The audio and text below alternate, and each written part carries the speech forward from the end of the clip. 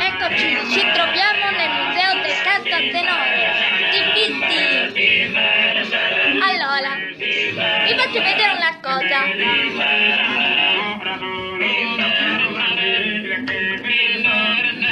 Potete sentire solo la voce, poi potete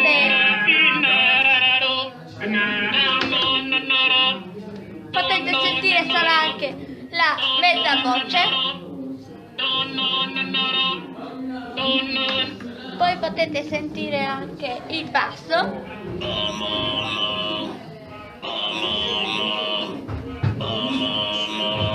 e potete sentire anche la contra.